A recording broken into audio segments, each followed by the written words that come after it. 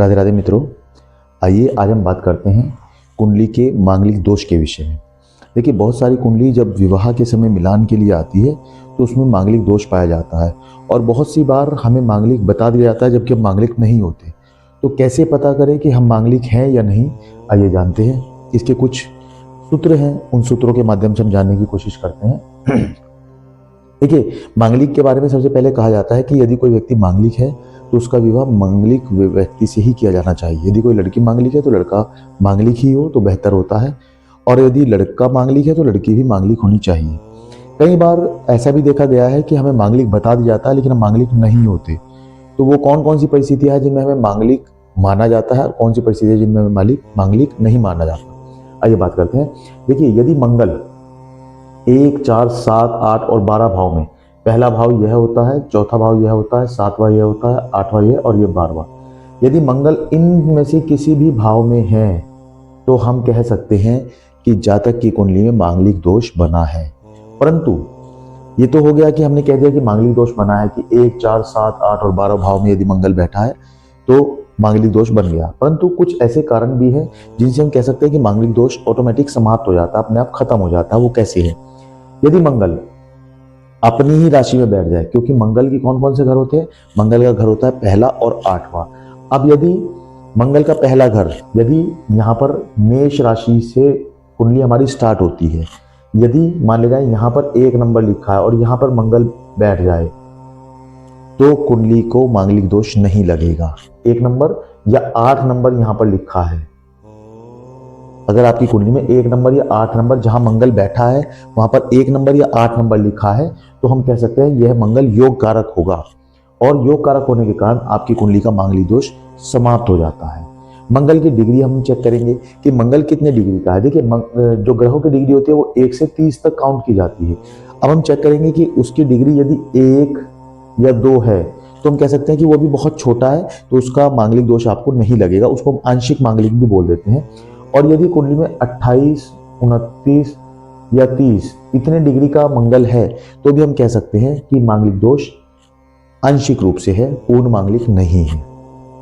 बात करते हैं स्वराशि के साथ मंगल। यदि मंगल स्वराशि के साथ बैठ जाए, उदाहरण के तौर पर मान लेते हैं यदि यहाँ पर कोई राशि है और उसके साथ खुद के साथ मंगल बैठ जाता है, उदाहरण के तौर पर यदि यहाँ पर हम कह सकते हैं कि बुध के साथ, बुध मान लीजिए यहाँ 6 नंबर लिखा है और 6 नंबर में यहाँ पर बुध बैठ गया, या यहाँ पर 4 नंबर हम मान लेते हैं कि 4 नंबर यहाँ पर लिखा है, 4 नंबर लिखा और 4 नंबर किसका होता है? चंद्रमा का।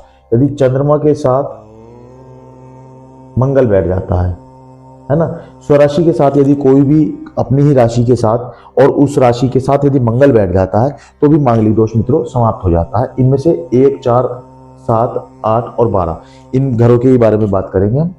इसके बाद आता है सप्तमेश या सप्तम दृष्टि। यदि यहाँ पर जैसे हमने बताया कि बुध बैठा है, बुध के साथ या तो यहाँ पर कोई मंगल बैठ जाता है। अब क्योंकि यहाँ बुध जो है वो सप्तमेश है, क्योंकि सप्तम का मालिक, छठे घर का मालिक, छठे राशि का मालिक कौन होता है? बुध होता है। छठी राशि कौन सी होती है? कन्या राशि। अब कन्या राशि का मालिक बुध है और बुध के साथ यदि मंगल बैठ जाता है तो भी दृष्टि इसके कारण से भी समाप्त हो जाता है, मांगलिक दोष समाप्त हो जाता है। और यदि बुध सपोज यहाँ पर बैठा है, अपने घर को देख रहा है और उसमें मंगल बैठ जाता है, यहाँ पर मंगल है, यहाँ पर बुध नहीं बैठा है, लेकिन यहाँ पर मंगल बैठा है और बुध यहाँ पर बैठा है। अब क्योंकि सप्तमेश बुध है और बुध की दृष्टि अपने घर पर पड़ रही है, तब भी मांगलिक दोष समाप्त हो जाता है, तब भी आप मांगलिक नहीं होती।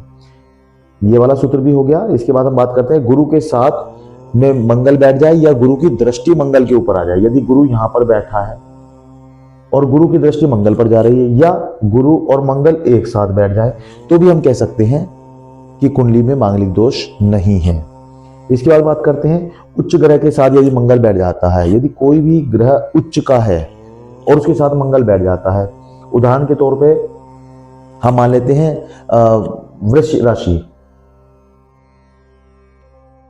वृषभ भी बोलते हैं इसको, वृष राशि भी बोलते हैं। मान लीजिए यहाँ पर 2 नंबर लिखा है और वृषभ राशि हुई है ना। अब इसके साथ यहाँ पर मंगल बैठ गया और मंगल के साथ यहाँ पर शुक्र भी बैठ गया। अब ये वाला जो कॉम्बिनेशन है मंगल के साथ शुक्र, क्योंकि शुक्र जो है वृषभ राशि का मालिक है और उसके साथ यदि मंगल बैठ जाता है तो भी निश्चित रूप से यह, क्योंकि यहाँ पर शुक्र उच्च का हो गया क्योंकि अपने ही घर में बैठा है, तो भी इसके साथ यदि मंगल बैठ जाता है तो भी ये दोष समाप्त हो जाता है। अब बात करते हैं गुण की। जब हम कुंडली का मिलान करते हैं तो उसमें गुणों को देखा जाता है कि कितने गुण मिले हैं। अब गुण कितने मिले हैं, गुण कहने के लिए होता है कि 1 से 36 तक गुण होते हैं, परंतु ऐसा माना जाता है कि 36 जो गुण होते हैं वो नहीं मिलने चाहिए, क्योंकि भगवान राम के और माता सीता के 36 गुण मिले थे, तो वो लोग साथ में नहीं रह पाए थे, तो ऐसा माना जाता है 36 गुण नहीं मिलने चाहिए। परंतु यदि गुण 27-28 से ज्यादा मिल जाते हैं तो भी हम कह सकते हैं कि मांगलिक दोष समाप्त हो जाता है। ऐसे जातक को शादी 27-28 की उम्र के बाद ही करनी चाहिए, और यदि वो शादी पहले करता है तो निश्चित रूप से परिवार में झगड़ा और इस तरह की चीजें देखने को मिलती है। और कई बार ऐसी परिस्थिति भी देखी गई है कि ऐसे जातक की शादी या तो जल्दी हो जाती है, यानी 20, 21, 22 की आयु में हो जाती है, या फिर उसकी शादी 28 से 30 के बाद ही होती है। कोशिश करनी चाहिए कि ऐसे जातक को शादी 27-28 के बाद ही करनी चाहिए। बात करते हैं, यदि गुणों की हम बात कर रहे थे, यदि गुण 27 और 28 मिल जाते हैं या इससे ऊपर मिल जाते हैं तो हमें निश्चित रूप से हम कह सकते हैं कि ये मांगलिक नहीं है। बात करते हैं कि यदि मंगल जहां पर 1 नंबर, 4 नंबर, 5 नंबर, 8 नंबर और 10 नंबर लिखा हो, फॉर एग्जाम्पल यहां पर मान लिया 10 नंबर लिखा है, यहाँ पर मान लिया 8 नंबर लिखा है, या जहां भी हमने बताया 1, 4, 7, 8 और 12, इन घरों में यदि 1 नंबर, 4 नंबर, 5 नंबर, 8 नंबर और 10 नंबर लिखा है और उसमें यदि मंगल बैठ जाता है तो भी निश्चित रूप से व्यक्ति मांगलिक नहीं होता है। तो मित्रों, यह हमें देखना होगा कि मांगलिक दोष कुंडली में है या नहीं। और कई बार अज्ञानतावश ऐसा देखा जाता है कि लड़का मांगलिक नहीं होता, अब यहाँ पर बैठा है, शुक्र के साथ मंगल बैठा है और ये मांगलिक दोष कट जाता है, परंतु फिर भी मांगलिक लड़की से शादी करा दी जाती है और आपस में उनकी लड़ाई झगड़ा बना रहता है। मंगल क्या प्रभाव देता है? मंगल एनर्जी का कारक है, और मंगल जब एनर्जी देता है तो एक्स्ट्रा एनर्जी बच्चे के अंदर रहती है। ऐसे बच्चे को जिम करनी चाहिए। उज्जैन में मंगल मंदिर एक है, वहां पर उज्जैन में मंदिर में हमें मंगल दोष के लिए पूजा करनी चाहिए, जिससे हमारा दोष कट जाता है या दोष हल्का हो जाता है। कोशिश करें कि ऐसे जातक जो मांगलिक हैं वो जिम जरूर करें, ताकि उनकी एनर्जी वेस्ट होगी, एनर्जी उनकी एक साइड लग जाएगी, तो निश्चित रूप से जो उनके घर में क्लेश या लड़ाई झगड़ा या जो इस तरह की चीजें होनी थी, या जो एक्स्ट्रा एनर्जी के कारण जो उनमें तनाव रहना था, लड़ाई झगड़ा होना था, वो समाप्त हो जाता है। तो मित्रों, क्या आपकी कुंडली में सूत्र फिट बैठते हैं? क्या आप मांगलिक हैं? और यदि हैं तो क्या आप ये सब सूत्रों को लगाकर देखें आपकी कुंडली में कितना प्रभाव मंगल का है।